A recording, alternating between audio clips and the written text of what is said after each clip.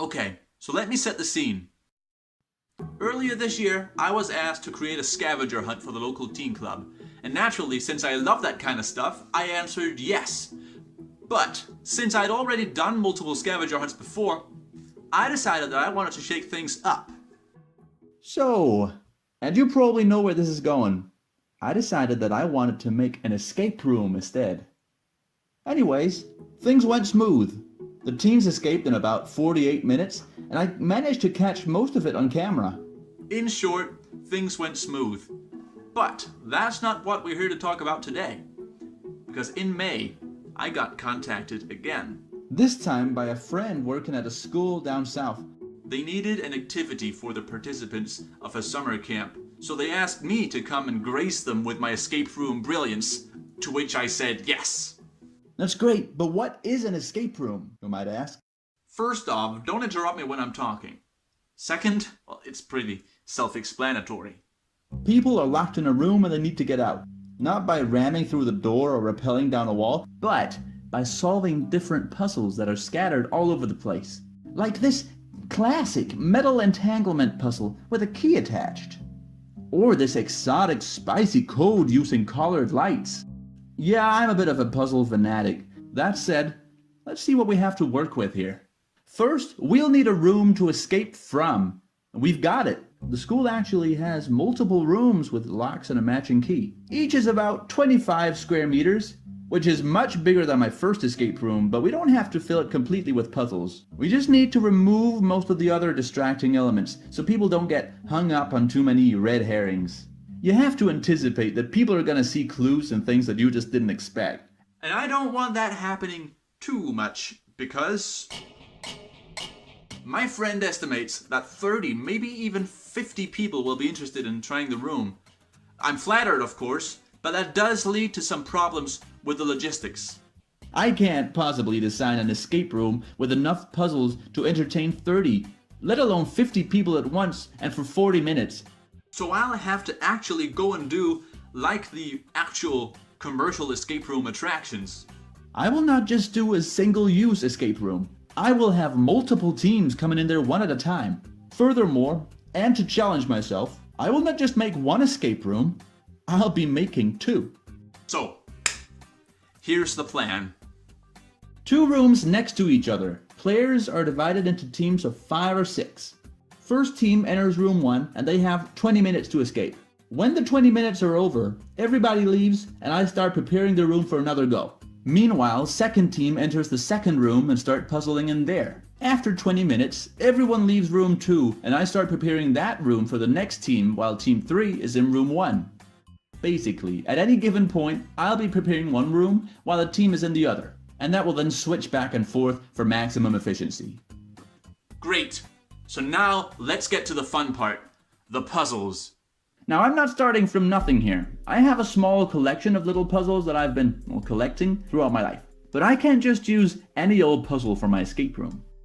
Every single puzzle in the room has to eventually help the players escape. So just having things to solve, that won't cut it. Solving one puzzle has to somehow provide you with a key to solve another puzzle. So, for example, I can lock a puzzle inside this cabinet, and then hide the key within this puzzle box, and then hide that puzzle inside another container, lock that, and attach the key to this other puzzle I showed you before, and so on. Now, the key doesn't have to be an actual key. It could be a CD with an audio clue that you have to listen to, or an ultraviolet flashlight that lets you see otherwise invisible writing.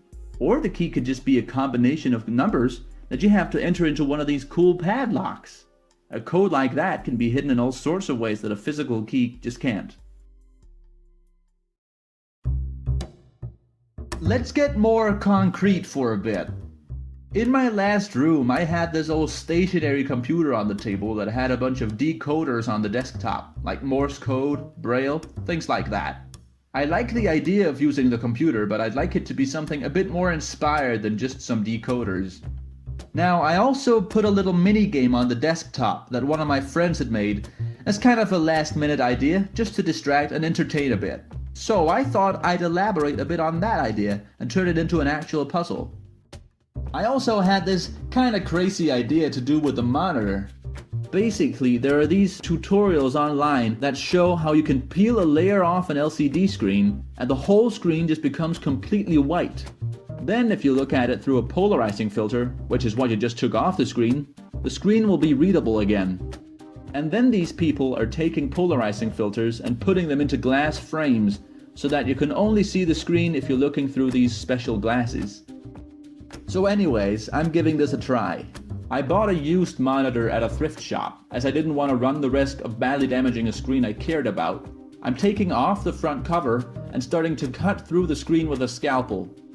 It feels a bit sketchy, vandalizing a totally good screen because of a YouTube tutorial, but the effect should be worth it if it works. In the beginning, it was hard to determine just how hard and deep I had to cut in order for the outer layer to come loose, while leaving the actual display underneath functional. Eventually though, I managed to get the corner to loosen, and by wedging my scalpel in between the different layers of the screen, little by little I was able to peel the screen off. Meanwhile, I had asked my friend, who made the game that I used for the other room, if he would make me a custom-made game especially for my escape room. He was up for the task, so now it was just a question of what kind of game I needed him to make. I'm sure I could think of lots of ways to make a cool puzzle out of a video game, but I decided to opt for a simple idea. This escape room needed to be solvable in under 20 minutes, after all. So here's what I asked my friend to create. A single level with 4 doors, one for each cardinal direction. If you've played games, you've maybe seen something like it before. The basic premise here is that every time you walk through a door, you end up in the same room again. The only way to escape is then to figure out a specific sequence of directions to walk that will get you out.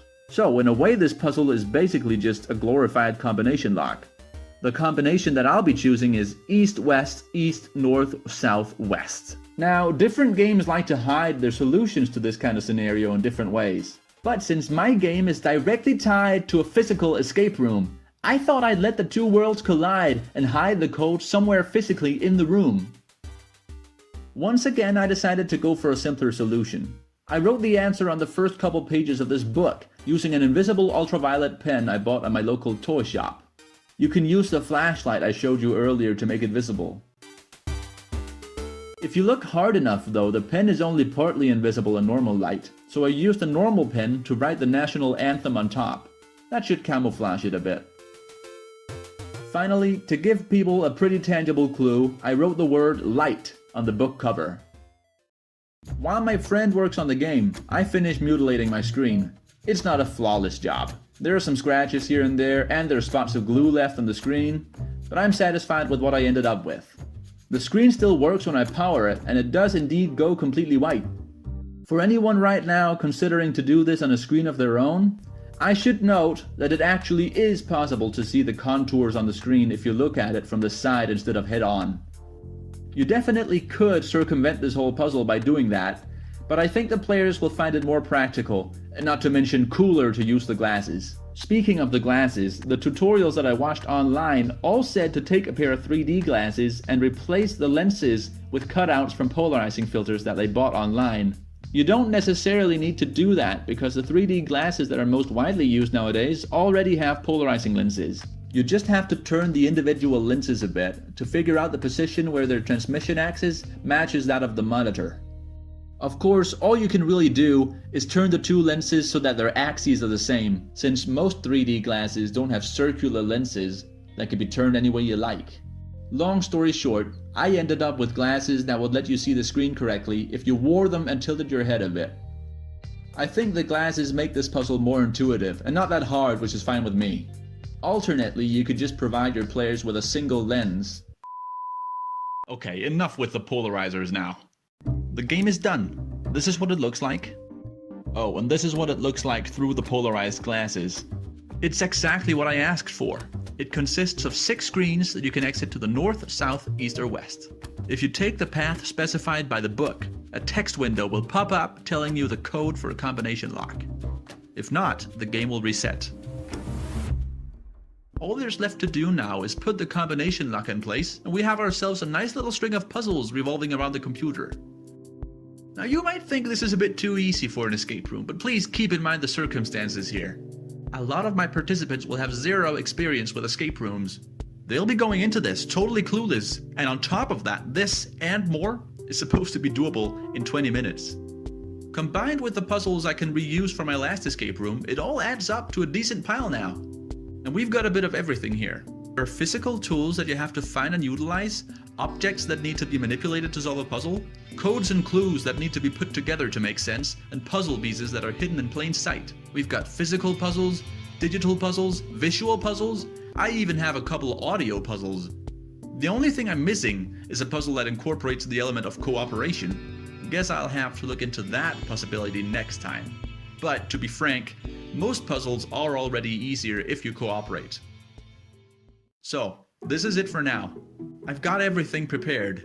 I'm taking all these puzzles and stuffing them in the car so that it'll be nice and easy to just unpack them and set up my 2 rooms. Only thing left to do now is to do just that. And then we'll finally see how well these rooms work with actual humans in them.